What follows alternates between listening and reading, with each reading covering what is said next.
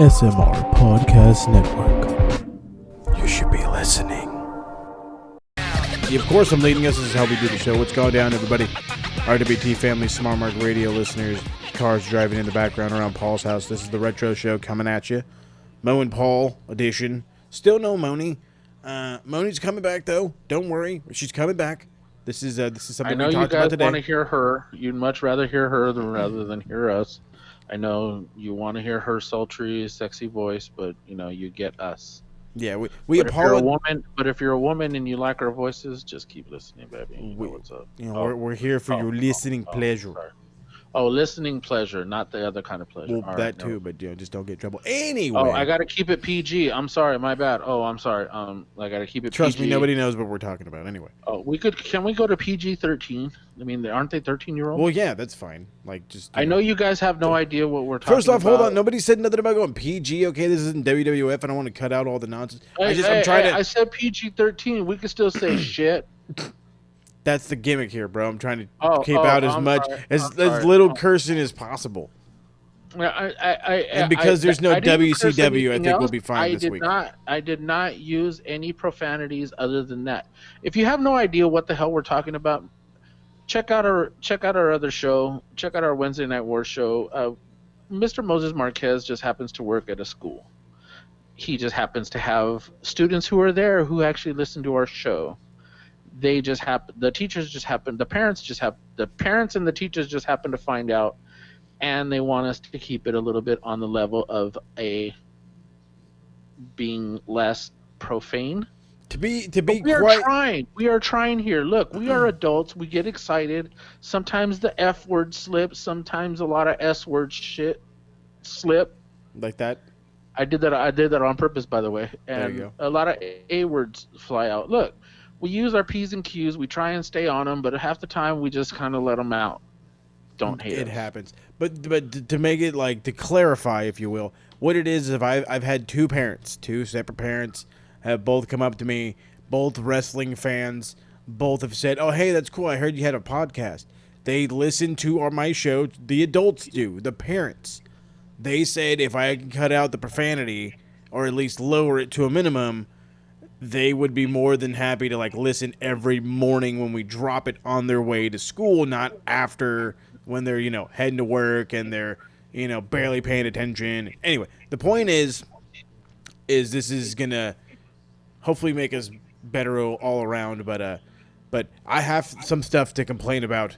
So this is, I guess, where the viewer discretion comes into it. Because before we get into the retro portion of the show, listener discretion is advised. There you go, listener. From here all the way up until we start the actual Retro Rewind show. So, as the car goes by, listening discretion is advised.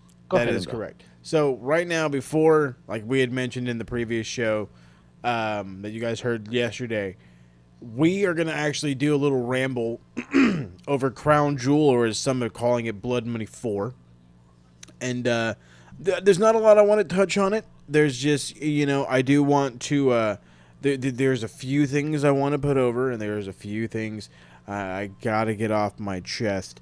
And the number one thing I want to get off my chest, and the thing that kills me is I'm a big fan, okay? I am a very, very big fan of Figure 4 Daily, Brian Alvarez, Dave Meltzer, all those guys, fucking Mike Sempervive, all of them. I am such a fan, but to just jump right into the opening match of the show, you had Cain Velasquez taking on Brock Lesnar, which, by the way, Cain Velasquez, if some of you have been paying attention, has been wrestling in Mexico and has not been doing too shabby. However,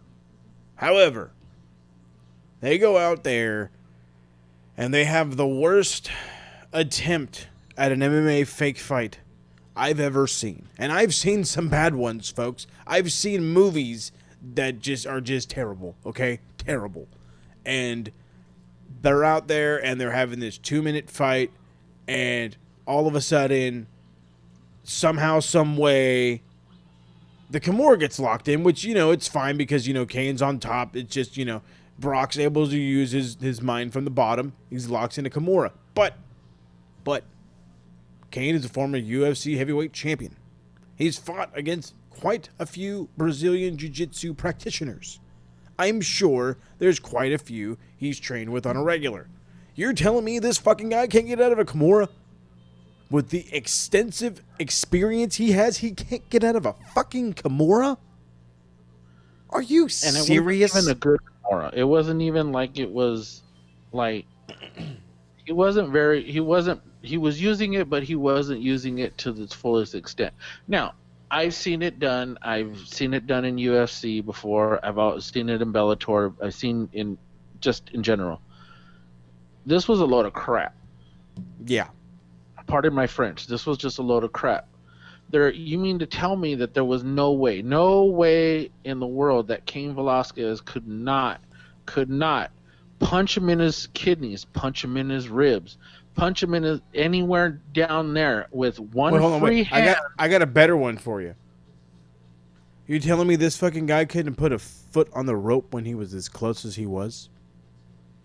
And that's he couldn't have accidentally slid out of the slid under the rope. Come on, man! Like you're insulting my intelligence. It's like you wanted it. It's like you wanted it to happen there. You wanted him to make up for it. Okay, fine, whatever. You could have had it somewhat extended, whatever. And it's like, what the hell kind of crap was that? Crap. It was horrible. Right. Don't even go back and watch it. It was just fucking horrible. Sorry for the French. I'm ranting here. We're ranting here. Sorry. I said listener discretion is advised. It was just bad and very upsetting. Now, I don't know when Kane's going to come back and to what extent, if he even does. It's just, it's a bad move overall. If he would have lost clean, that's fine. I can understand that. But in 2+ minutes to a Kimura that could have very easily either been gotten out of or have reached the rope. So, this tag team turmoil that they had to determine the best tag team in the world was actually rather fun. I enjoyed seeing Heavy Machinery take on the New Day. I thought that was great. Yeah, I actually enjoyed that one. Otis and Big E out there doing the big man stuff, like that was great. So, I mean, it was fun. I love Grand Metalik. I'm glad that he got a chance to do some stuff, man. Like, give this guy some time, please. Jesus, he's great. But anyway, it was fine. Winners of the match actually end up being, let's see here, the OC, believe it or not. They beat the Viking Raiders with, I believe it was Magic Killer. Is that what they call it? Do they still call it the Magic Killer? I think so. I believe they still call it that. Anyway, and then we get a great match, dude, and I'm sure you can agree, most people can agree, Mansoor versus Cesaro. Real quick, I just remembered that I already passed by this. I didn't get to the reason on why I'm upset with the Figure 4 guys, or F4W Wrestling Observer, whatever you want to call it. So I texted into their show, as I do probably twice a week. Every now and again I call. Because I'm a listener. I like to answer my questions. It's all good. I mentioned that exact thing. I said, would somebody with the background of Cain Velasquez, I feel like that ending was crap because he didn't at least get out of it. And their argument was the Daniel Puder argument. For those of you who are unaware of the Daniel Puder argument, listen up. It's story time. There was a fun show that used to air on the USA Network back in the early 2000s. I want to say this was around 2009-ish, I believe, called Tough Enough. One of the contestants on Tough Enough was a MMA practitioner. This was prior to him fighting in the UFC, by the name of Daniel Puder. Well, Daniel Puder actually answered, I believe it was an open challenge or something like. No, that's right. Kurt Angle shows up. They start arguing about something. He says, you couldn't last a few minutes with me. You couldn't last 3 minutes or something like that. I don't remember exactly what it was. Anyway, Daniel Puder at one point ends up getting Kurt Angle in a Kimura, and it's locked in. It's very deep. Kurt Angle, a man who is a Olympic wrestler, not an MMA trained wrestler, a Olympic wrestler, was unable to get out of it, but thanks to the smart thinking of the ref and Kurt, he was able to get his shoulders pinned and count the 1, 2, 3, forcing the hold to be broken. Dude, that's totally different. Like this, that's why I'm upset. It's like you're comparing Kane versus Kurt. Kane is a MMA fighter, a UFC fighter. He has dealt with jiu-jitsu practitioners before. Kurt never has. Kurt was scared for his life. He was scared for his arm. So anyway, my rant's over. No, and that's the justification right there. That if you've never seen it, I believe it's somewhere on YouTube, but you can find it anywhere. Here's the thing: is that you have two MMA fighters who have already had a history together, and your build to it was enough to bring him out, bring him to WWE, sign a contract, blah blah blah. But it's like you did a crap show over there in again Blood Money 4, and all of a sudden it's like the dude forgets how the hell to fight. The dude all of a sudden forgets how to get out of anything. I'm trying to understand all this, and I really, really am, but it's like you are paying this guy the money. Okay, here, you're going to go out there, you're going to take the loss. It'll be done and over with in less than 5 minutes. Go out there. That's exactly what you told him. True that. You're going to get $1.5 million. You're going to get $2 million to go out there and just take a submission. And I'm using 5 minutes as an exaggeration because I'm pretty sure it probably went less than that, if I'm not mistaken. Agreed. But to wrap this up, I do want to talk about a couple of positives. Mansoor versus Cesaro, huge positive. Definitely check that one out. To get my rant about Braun Strowman and Tyson Fury over with, I knew this was going to be bad. Okay? I should never fucking ever have to see Tyson Fury lock up. What are you doing? You are a boxer. Don't you ever lock up. Like, keep him away with jabs or something. Come on. Like, it could have been way better. I mean, did Floyd lock up with Big Show? I don't think so. And if I'm wrong, please prove me wrong. No, I believe he just kind of ran around the ring kind of like he usually does. Exactly. And he acted kind of like he runs around a boxing ring. Thank you very much. Stick and move. Run away. Let me run away. Let me run over here to the corner. That's exactly what he did. Exactly. Another positive was AJ Styles versus Humberto Carrillo. Give it like 5 more minutes. It could have been even better, but it was excellent. Humberto Carrillo, dude, they're trying to push him. They really are trying to push him. Yeah, you could tell that. You could tell how much they're trying to push him. You had Natalia. Go ahead. No, you could tell how he's really, really good in the ring. If you don't know who he is, he's actually the cousin of Angel Garza, who is actually his uncle was actually Hector Garza, who used to work over in AAA. He actually used to work in WCW a long time ago, even WWE, even WWF. We will see at one point in time. But if you listen to the retro show like you are right now, eventually when we get to the cruiserweight division and they start opening it up, you will eventually hear that name. So do not forget it.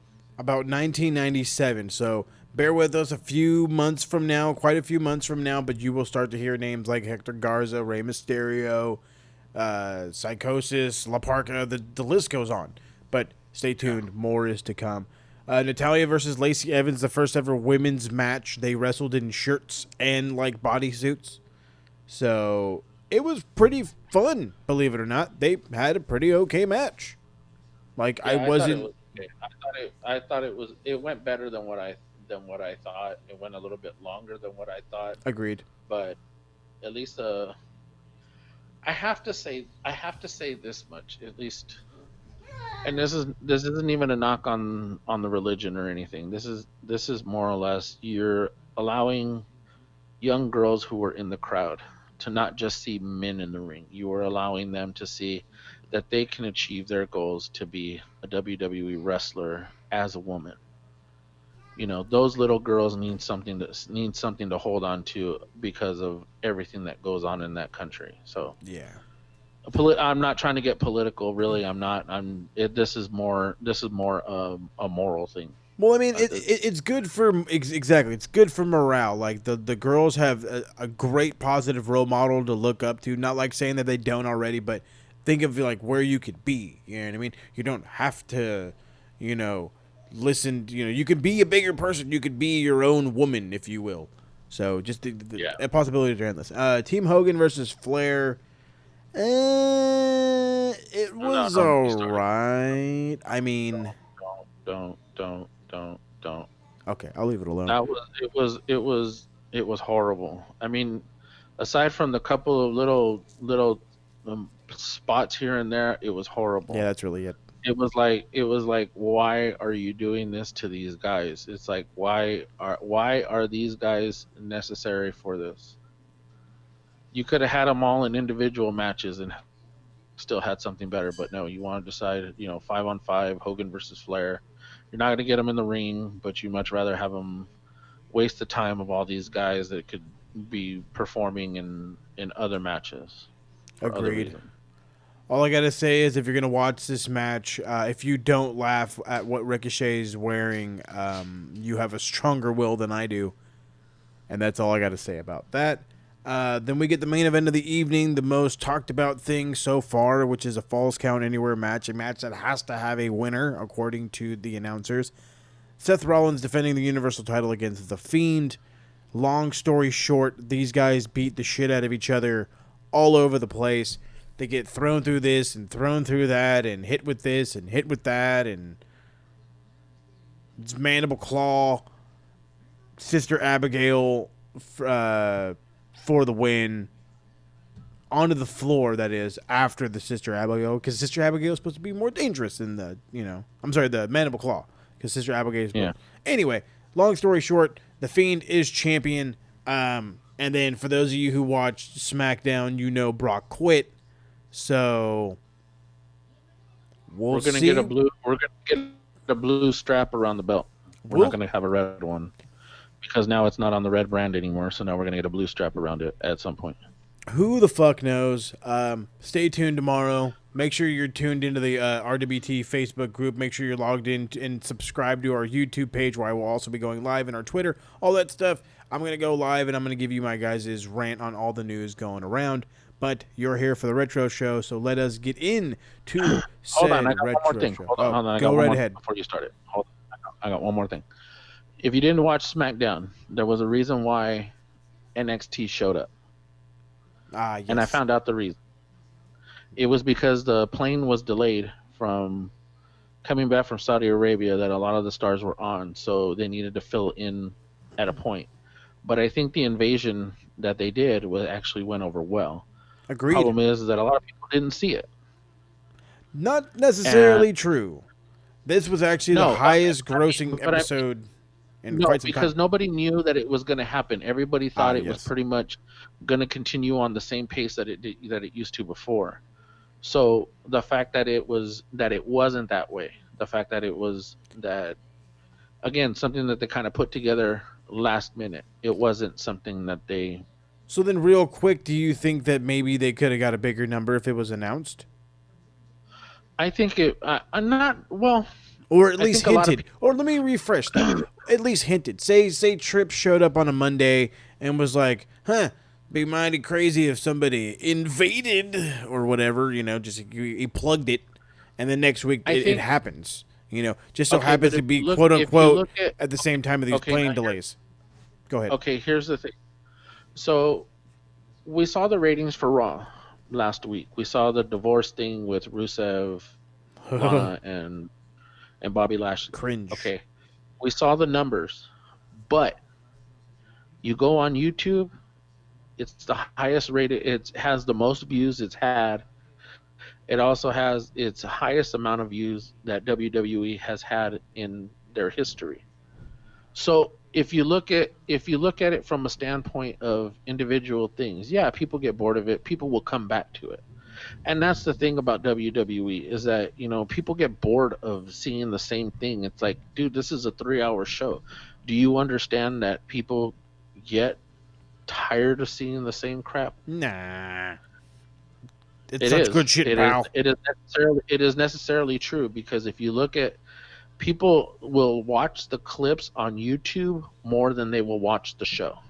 I can agree with that. And that's just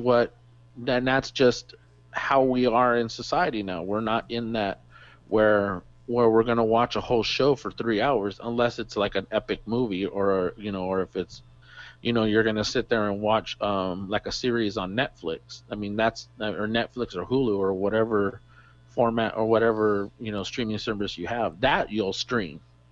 But to watch a show with commercials and everything, yeah, a lot of people will be like, yeah, I'm kind of turned off by this. They're kind of bored with it. Yeah, that is true. Okay, that was my rant. Okay, on to the show. Rant's Retro over. Rewind. Let's jump into the actual retro part of the show. One show this week, by the way. That's right. As he said, if you couldn't hear it from the little bit of a jumble, there is no Nitro this week. As we mentioned last week, they are preempted due to I think the World Series, or I don't even know what the fuck. No, there was some Civil War thing that was on there. So I don't know. It's for the vets. Obviously to them it wasn't. It was like a informality. But anyways, we got one show. We got Raw. March 4th, 1996. Still in Cincinnati. Next week we will be in San Antonio, hometown of our opening match. Mr. Shawn Michaels taking on the 1-2-3 Kid. Of course, Mr. Moses Marquez. You may proceed. Gracias very mucho. So again, HBK versus the 1-2-3 Kid. Not a whole lot to go into this match. This is another. We say it all day long. Go watch it rather than listen to us.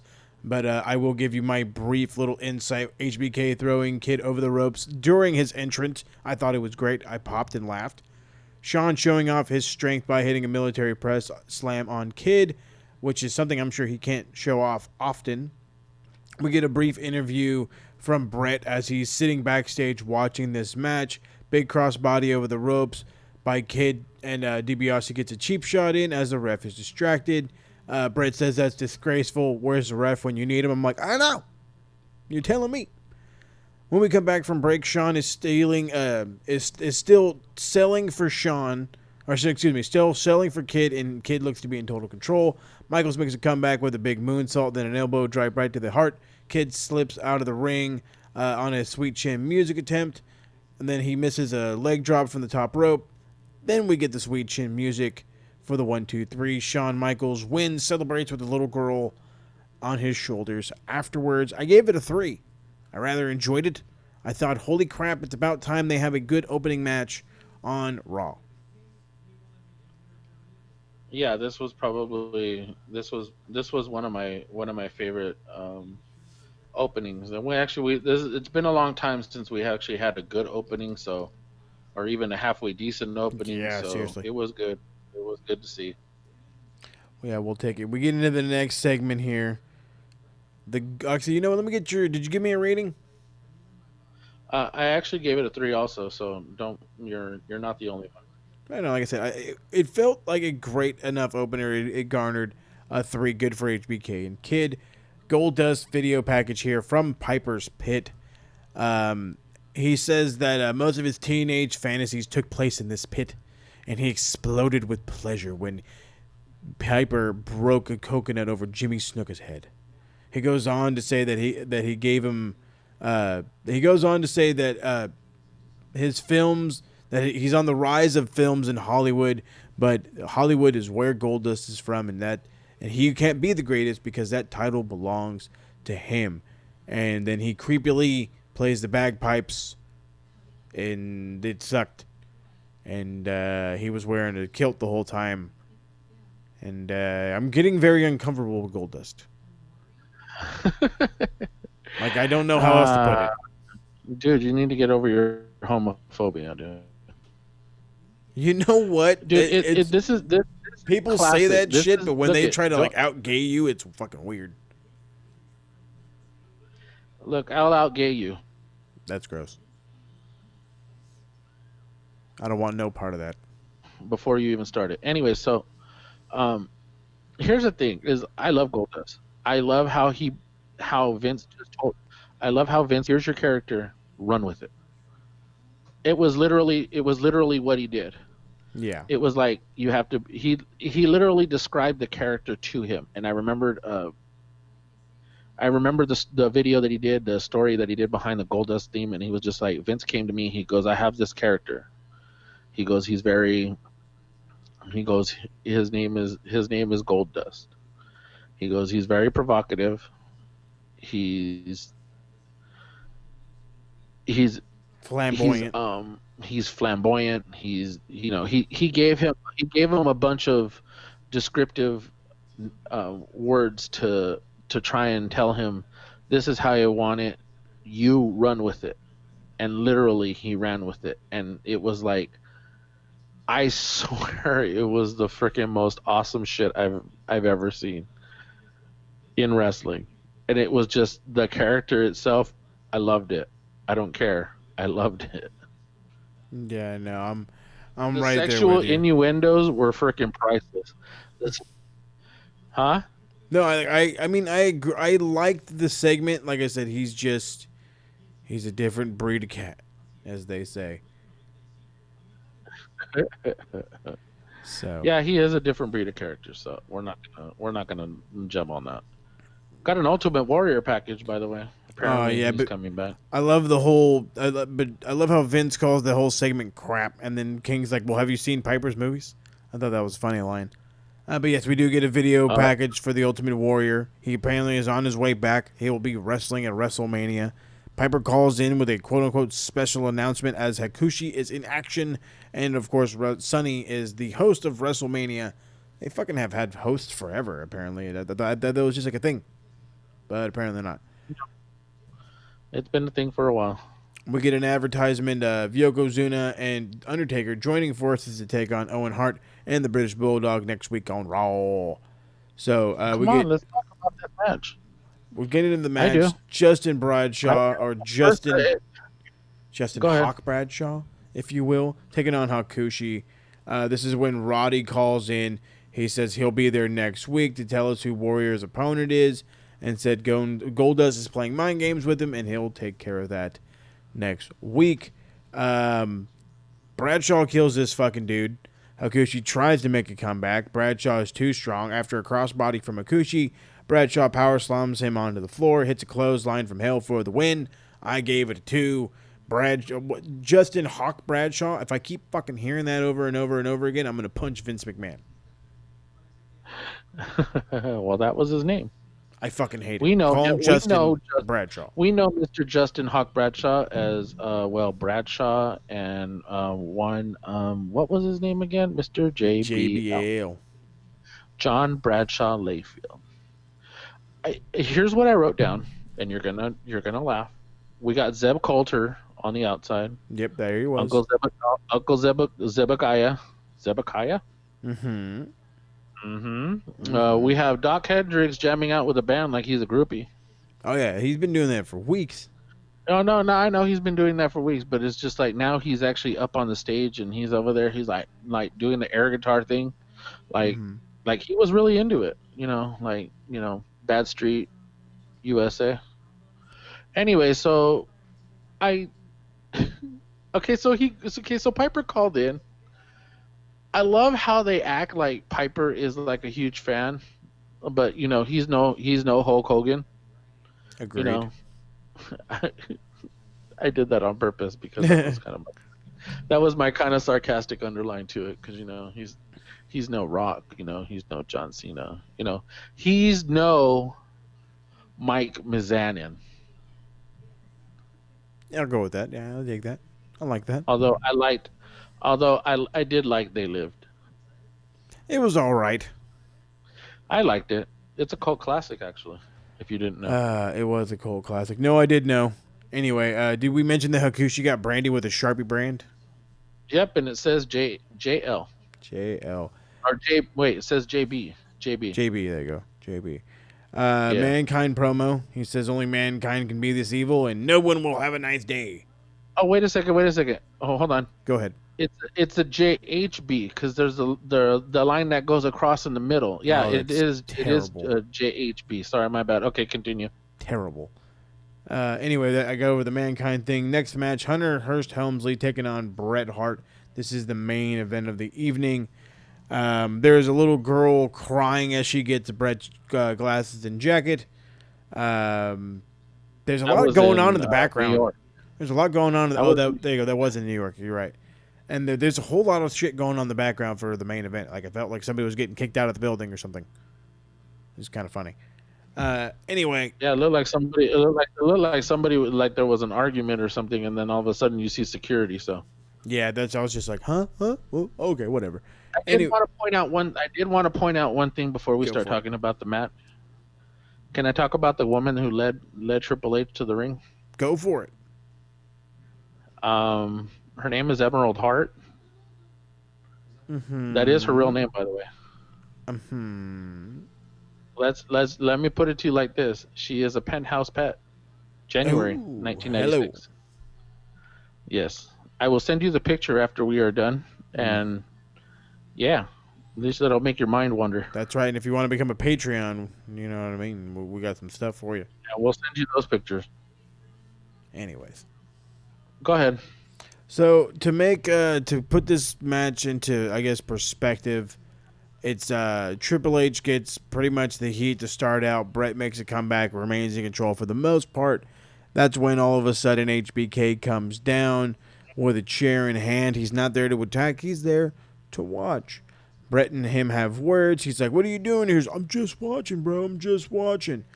Pretty much the entire time, Bret's been working over Hunter's arm. Hunter finally fights out of the armbar, starts laying in haymakers on the corner. I was a little curious on where the fucking 5 count was, because, I mean, like, come on. Where's the ref's right there. Do your fucking job. Hunter gets a boot to the face on a diving punch, takes a flare bump, bulldog into the diving forearm, but Hunter gets the foot on the ropes, and then they lock in the sharpshooter for the win.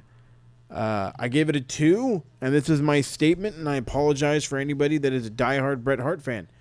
Why are people big fans of Bret? His matches are slow and boring, and like in no way methodical or evenly paced. They just suck. Paul? Let me put it like this. I thought the match was fairly decent. It was we kind of figured with both guys, leading in the matches this week, that we kind of figured that they weren't going to lose. Mm-hmm. We had that. We already kind of figured that they weren't going to lose. I think it was kind of strange that Bret Hart sat in the back while HBK came out. Well, he's unique, bro. And it was funny because then I had to remember that we were still in Cincinnati. I remembered the 23 and the 20 and the 22 against the wall. There you go. And then the guy moved, and then I saw the Shell gasoline sign, and I was like, "Oh, we're still in Cincinnati. I guess these are all still taped." I thought we were on a live one, but apparently we get the notification from Mr. Vince McMahon that next week we will be in Shawn Michaels' hometown of San Antonio, Texas. That's right, San Antonio, Texas. And then, of course, we end the show, as we've been ending many shows for Raw, with the Billionaire Tag segment. He's pretty much doing TV trivia. All the answers to the question are Ted Turner. He gets them all wrong. I think you need to point this out. So the first thing that it said as soon as it started to go off air, it says the following satire is intended for entertainment and inform. The quotes contained herein are actual quotes by the man who could control 50% of America's cable system, Ted Turner. And I'm not going to say what they were because they're very racial. If you would like to watch it, go ahead and watch it. But yeah, I kind of do it at your own discretion. It was ironic because I actually remembered this, and I remembered that there was a reason. There were a lot of things that Ted Turner had actually done, and everybody thought that he was just a racist jerk. So all this that had happened, yeah. Those were actual quotes, by the way. actual quotes in this game show. He had misinterpreted everything apparently he had said. Anyway, go watch it if you want to. That way I guess you can hear all the bad stuff behind Ted and all the nonsense. But it is what it is. We can't pick a winner between Raw and Nitro because there is no Nitro. So that ends it for us. So let's get out of here with some plugs. Paul, take it away. You can find me, where am I at? Oh yeah, I'm on Twitter and Instagram under the same name, RWT_Deadman. You find anything interesting, of course, hit me in the DM, send it to me. I will, if you have a page, if you have a podcast that you actually want to form, you scratch our back, we scratch your back. I'll tag you in ours and you tag me in yours, and of course we'll all get some love going on for not to each other, but I mean to, this whole thing of, us all getting, our stuff out there. So find something interesting, send it to me. I'll check it out. Of course, as usual, Mr. Moses Marquez, I send it to you. Oh yeah, by the way, everything's in Linktree. Of course, Mr. Moses Marquez will tell you that. So go ahead. Exactly like he said. Check out the Linktree down below. That one click will get you to everything and anything, I should say. Gets you to all of our social medias. It gets you to a direct link straight to our new YouTube page. By the way, like and subscribe that. Hit the bell for notifications on all new uploading videos, and more are to come. Our latest upload is the most listened to episode of the Retro Rewind. Moses, which is I, Mr. Paul, and Senor Emir Blackbane Costello actually review Halloween Havoc 1998. Some call it the worst pay-per-view of all time. We call it I don't know what the hell we call it, but it's great. We call it the 90s version of, let me see, what is the word? AWA. And if you want to take a listen to our AWA show. Yeah, that was probably one of the worst ones that we've ever done. Agreed. And not worse that we reviewed. Not that we've ever done, because we've done a few bad ones. But anyways, just go give it a listen. You might actually like it. That's right, and you can give it a listen, soundcloud.com/SmartMarkRadio. All the past episodes of the Retro Rewind, Mo and the Dead Man, Gorilla Position, Wrestling Nerd Chick Podcast, and I believe a couple of other things, random things that are up on there right now. Check them all out. SmartMarkR is our Twitter handle. Check out our official Facebook page, by the way, facebook.com/SMRpod. I'm sorry, wow, I'm totally fucking it all up right now. Facebook.com/SMRpodnet. That is a direct shot to our official Facebook page. Make sure you're liking and following us on there. All posts, whether it be audio clips or anything like that, go there first, and then it branches out to the masses. So it might actually be the first place to get stuff beside Twitter. So keep an eye out for that. And for those of you missing Moni, like we said in the beginning of the show, she'll be back next week.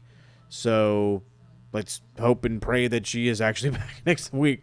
Just, she's so busy with all of her stuff. Every time we turn around, we think she's coming back, and she may or may not. But fingers crossed, and she will be. Hope everybody had a great Halloween. We're going to end it for tonight. Hope you have a great Tuesday. Stay tuned for more stuff coming. Hopefully we can get something out in the coming weeks. I know we're going to do a big War Games thing when that happens, so keep a lookout for that. And, appreciate you guys listening. Make sure you're following and subscribing on Facebook, Spotify, Apple iTunes, all of it. Share, subscribe, everything. Go ahead and share it with your friends. Share it on wherever you are listening to us at. SoundCloud especially. SoundCloud, I know you can repost everything, so repost it to your friends. Tag them in it. Allow them to actually listen to our show. Ask them to do the same. We would appreciate it very, very, very, very much. Exactly. And for those of you willing enough to do this show, you can very easily get a hold of us, smartmarkradio619@gmail.com. Again, smartmarkradio619@gmail.com. Shoot us an email. Let us know you'd like to be a part of a show. You could do an episode of Mo and the Dead Man, the Retro Rewind. Maybe you have an old pay-per-view you'd like for us to review with you. Minimum 10 years old is all we ask. So that is it. We'll catch you all around the bend. Thank you so much again for listening. Make sure to like, subscribe, comment on this episode that you listened, and we'll give you a shout out next week. Paul, I appreciate you as I do each and every night. Catch you later. SMR Podcast Network. You should be listening.